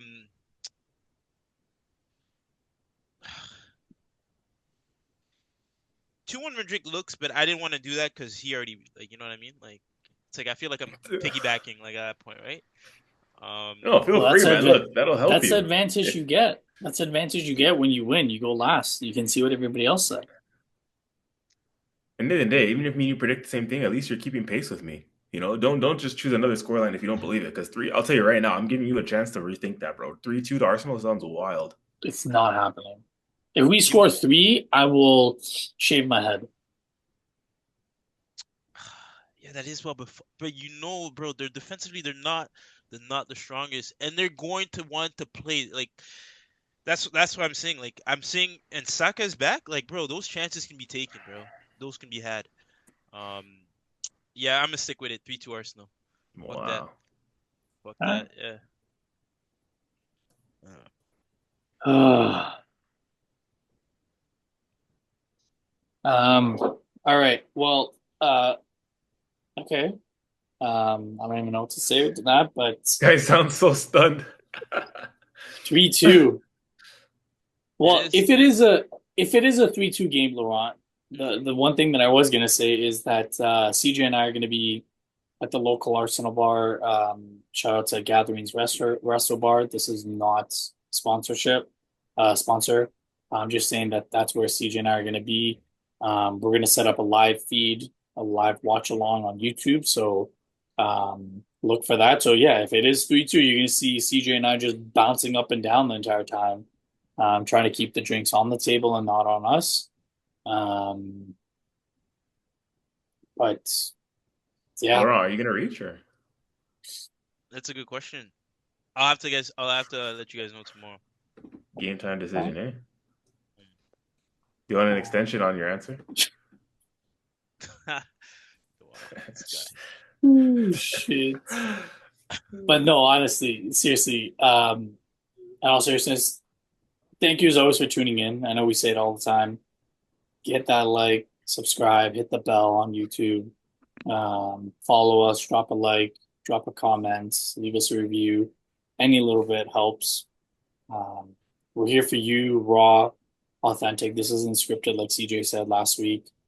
Like, so we're just three boys just shooting the shit about football. It's something that we love. Um, yeah, it's gonna be a crazy week. As an Arsenal fan, Chelsea pretty much through to the next round. We're just waiting for the finals. Um, yeah, I don't know. Anything else you guys want to add before we wrap it up?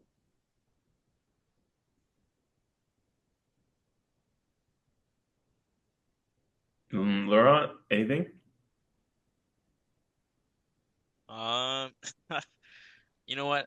I'm trying to end this on a good note. So I'm not, I'm not even gonna say what I want to say. Like no need for Save it. Save it. yeah. Save it for the pod. I'm gonna save it. I'm gonna save it. But all in all, man, thanks for everyone's support up to date. If you're tuning in regularly, right? Shout out to all you guys. Yeah, we're here for you, right? We're gonna keep dropping these episodes. Definitely, right? Keep in touch with us on the socials. And yeah, no. Let's look forward to another great week of amazing football. Yeah. Yeah, for myself, same thing. Same thing. These boys said as well. Continue to follow us, like and subscribe. We're hitting the business end of the season, and from an Arsenal perspective, we're just still happy that we have something to play for. So yeah, looking forward to what's to come. Hopefully, we still have something to play for at the end of this week. By the time the next pod comes around, or else you're just gonna see myself and Murdad depressed with a bottle of something to get us through the rest of the season.